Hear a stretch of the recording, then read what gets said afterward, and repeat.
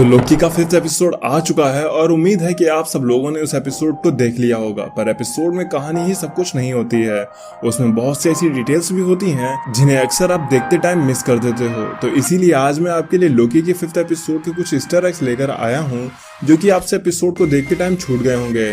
और हाँ, रही बात कॉमिक स्टोरी की, तो वो भी जल्दी ही आएगी, उस पर भी काम चल रहा है। तो चलिए अब बिना किसी देरी के आज की वीडियो को शुरू करते हैं। एपिसोड की स्टार्टिंग वॉइड से होती है, जहां पर अपना लोकी प्रोन होने के बाद पहुंच जाता है। लेकिन ओपनिंग सीन में हम जिसे अब तक स्टार्क टावर समझ रहे थे, असल में ये स्टार्क टावर नहीं है, बल्कि एक किंग एंटरप्राइज है। कॉमिक्स में ये स्टार्क के द्वारा बेची गई कंपनी होती है जिसे मिस्टर ग्रिफिन खरीद लेते हैं और इस कंपनी के सीईओ बन जाते हैं। और बाद में इस एंटरप्राइज में इलीगली सिंथेसाइज बनाना शुरू हो जाता है, जिनको रोकने के लिए विजन को भेजा जाता है। फिर इसके बाद कहानी आगे बढ़ती रहती है और सिल्वी को यह पता चलता है कि लोकी अभी भी जिंदा है, पर वो वॉइड में है जहां से बचकर आना नामुमकिन है। इसी बीच रवोना सिल्वी को अपनी बातों में फंसा लेती है, लेकिन सिल्वी खुद को प्रूव करके सीधा वॉइड में आ जाती है। वहीं दूसरी तरफ लोकी भी किड लोकी, क्लासिक लोकी, बोस्टफुल लोकी और एलिगेटर लोकी के साथ किसी सीक्रेट हाइड आउट पर जा रहा होता है, क्योंकि यहाँ इस वॉइड में एलायथ नाम का एक गैसियस जायंट एग्जिस्ट करता है जिससे बच पाना बहुत ही मुश्किल है। अब कॉमिक्स में एलायथ कैंग द कॉन्करर द्वारा बनाया गया एक गार्ड होता है और हमने इस सीरीज में ये भी देखा है कि ये एलायथ किसी चीज को प्रोटेक्ट कर रहा है।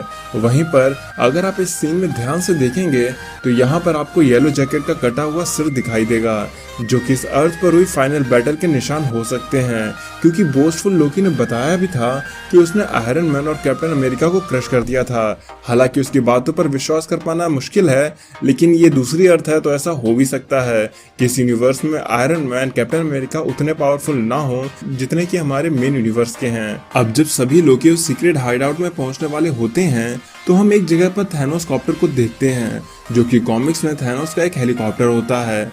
जब डेडपूल थैनोस का कॉस्मिक क्यूब लेकर भाग जाता है तो थैनोस इसी थैनोस कॉप्टर से उसे ढूंढने के लिए आता है। अब शायद इस टाइमलाइन में ऐसा हुआ होगा कि थैनोस अर्थ पर हमला करने के लिए अपनी सेंचुरी शिप से नहीं, बल्कि इस थैनोस कॉप्टर से आया होगा। वहीं पर जब लोकी किड लोकी से पूछता है कि उसने ऐसा क्या किया जिससे नेक्सस इवेंट हो गया, तो किड लोकी कहता है कि उसने थॉर को मार दिया। पर यहीं पर हम म्योनिर और एक बोतल में थ्रॉग को भी देख सकते हैं। अब अगर किड लोकी की माने तो उसके अकॉर्डिंग थॉर मर चुका है, पर यहाँ पर थॉर मेढक बनकर अभी भी किसी बोतल में फुदक रहा है, तो इस वजह से तो किड लोकी झूठ कह रहा है और किड लोकी के हाथों नेक्सस इवेंट हुआ ही नहीं है। तो यहाँ पर ये थ्रॉग आया कैसे, इस पे अगर आप कहेंगे तो मैं एक वीडियो ले आऊंगा। खैर फिलहाल आप इसे बस एक थ्रॉग का ईस्टर एग समझ सकते हैं, लेकिन अगर आप ध्यान दें तो हम म्योनिर को टूटा हुआ भी देख सकते हैं।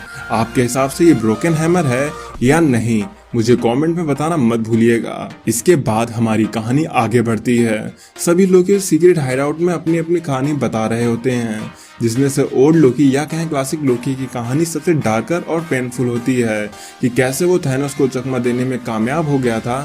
साथ ही में हमें यह भी पता चलता है कि क्लासिक लोकी अपनी पावर्स को अब तक के लोकी के सभी वर्जन्स में सबसे बेहतर तरीके से यूज करना जानता है, क्योंकि एपिसोड के एंड में हमने क्लासिक लोकी को एक पूरा का पूरा एस्गार्ड का इल्यूजन क्रिएट करते देखा था, जिसे एलायथ खाने के लिए पहुंच जाता है। और तो और क्लासिक लोकी का इल्यूजन इतना स्ट्रॉन्ग था कि खुद थैनोस भी डिफरेंशिएट नहीं कर पाया ये असली लोकी है या नहीं।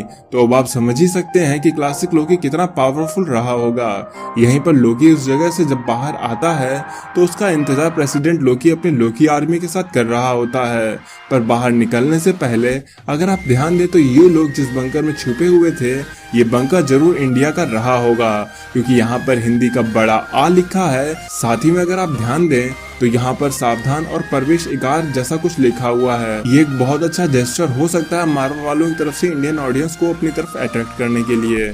इसके साथ ही में हम यहाँ पर गीजा का पिरामिड और फिनिक्स को भी देख सकते हैं, जो कि कैंग द कॉन्करर को लेकर एक ईस्टर एग हो सकता है, क्योंकि कैंग भी जब टाइम में पीछे आता है तब वो मेसोपोटामियन सिविलाइजेशन में आता है, जहाँ वो खुद को इजिप्ट का एक फारो या कहें किंग बताकर रूल करता है। लेकिन किसी तरह से यहाँ पर अवेंजर्स आ जाते हैं और कैंग को हराकर उसे भगा देते हैं। तो ये कैंग को लेकर एक अच्छा ईस्टर एग हो सकता है। वहीं पर जब प्रेसिडेंट लोकी अपनी लोकी आर्मी के साथ लोकी के अड्डे पर अटैक करता है तो एलिगेटर लोकी प्रेसिडेंट लोकी का हाथ खा जाता है, जिसे देखकर आपको थॉर द डार्क वर्ल्ड में थॉर के इस सीन की तो याद जरूर आई होगी जिसमें लोकी थॉर का हाथ काट देता है। यहीं पर हम USS 173 एल्ड्रिच शिप को भी देखते हैं। इस शिप को US आर्मी ने सेकेंड वर्ल्ड वॉर में यूज किया था और इस शिप पर काम करने वाले लोगों को देखकर यही लगता है कि 1942 के टाइम के लोग हैं। वहीं एक जगह पर हम रोनन द एक्यूजर की शिप को भी पड़ा हुआ देख सकते हैं। ऐसा लगता है कि इस अर्थ पर बहुत बड़ी जंग लड़ी गई थी, जिसका रिजल्ट शायद सबकी हार निकला। ना तो कोई हीरो जीता, ना ही कोई विलेन। यहाँ पर ये दुनिया बैटल वर्ल्ड भी हो सकती है, क्योंकि हमने जिस तरह से इंडिया की चीजों को और इजिप्ट की चीजों को इतने आसपास देखा है कि यकीन नहीं हो रहा। और बैटल वर्ल्ड वो दुनिया थी जिसमें अलग अलग यूनिवर्स की अर्थ के पीसेस को जोड़कर एक नई अर्थ बनाई गई थी, और उस दुनिया पर राज करने वाला कोई और नहीं बल्कि डॉक्टर डूम था। तो शायद यहाँ पर डॉक्टर डूम भी दिखाया जा सकता है, जिसको लेकर मेरे हिसाब से चांसेस बहुत कम हैं। लेकिन ये थ्योरी बस तभी पॉसिबल हो सकती है जब ये अर्थ बैटल वर्ल्ड हो। अब क्योंकि फैंटास्टिक फोर मूवी को लेकर मार्वल ने कंफर्म कर दिया है, तो होने को तो कुछ भी हो सकता है। खैर, आपके हिसाब से क्या हो सकता है, कमेंट में जरूर बताना। वहीं इस सीन में हम लिविंग ट्रैवलर के कटे हुए सर या कहें टूटी हुई स्टैचू देख सकते हैं। तो ये वॉइड सच में समय का अंत है, जहाँ पर सब कुछ खत्म हो चुका है। ये लिविंग ट्रैवलर को दिखाने से ये तो कंफर्म हो चुका है कि मार्वल के आने वाले फेजेस में हमें लिविंग ट्रैवलर देखने को जरूर मिलेगा। वहीं दूसरी तरफ आप शील्ड हेलिकैरियर का कबाड़ बनता हुआ भी देख सकते हो। साथ ही में ये जो बड़े बड़े स्केलेटन्स पड़े हुए हैं, ये थैनोस की चितौरी आर्मी के ट्रूप्स की हड्डियां हो सकती हैं, जहां थैनोस हार चुका है। या फिर ये भी हो सकता है कि इस जगह पर हीरोज और विलेंस ने मिलकर किसी बड़ी ताकत के साथ सामना किया होगा, पर रिजल्ट इन सब की हार रहा होगा। और लास्ट में जब लोकी और सिल्वी मिलकर एलाद को न्यूट्रल कर देते हैं, तो हमें एक अलग ही दुनिया दिखाई जाती है, जिसे हमने ट्रेलर्स में भी देखा है। यहाँ पर अगर आप ध्यान देंगे तो हमें एक शिप को उस महल की तरफ जाता हुआ देख सकते हैं, जहाँ पर इस सीरीज का मेन विलेन किंग लोकी हो सकता है। अब मुझे किंग लोकी मेन विलेन इसलिए लग रहा है क्योंकि जब रवोना को टीवी की हिस्ट्री के बारे में ही नहीं पता, तो ये कैंग तो नहीं हो सकता है। जैसे वांडा विजन में मेफिस्टो की हाइप बनाई गई थी, तो लोकी में भी कैंग द कॉन्करर की भी हाइप बनी है। पर मेरी मानो तो ये कैंग द कॉन्करर नहीं बल्कि किंग लोकी है, और शायद यही वो लोकी होगा जिसके साथ की अच्छी या सिल्वी के साथ जुड़ी होगी, और सिल्वी आगे जाकर अपने वाले लोकी का काट के किंग लोकी के साथ हो जाएगी, या फिर किंग लोकी को उसके किए की सजा देगी, क्योंकि लोकी का काम ही है धोखा देना। खैर, आपके हिसाब से क्या हो सकता है, मुझे कमेंट में बताना मत भूलिएगा। वीडियो पसंद आई हो तो लाइक कर देना, चैनल पर नए हो तो सब्सक्राइब भी कर देना।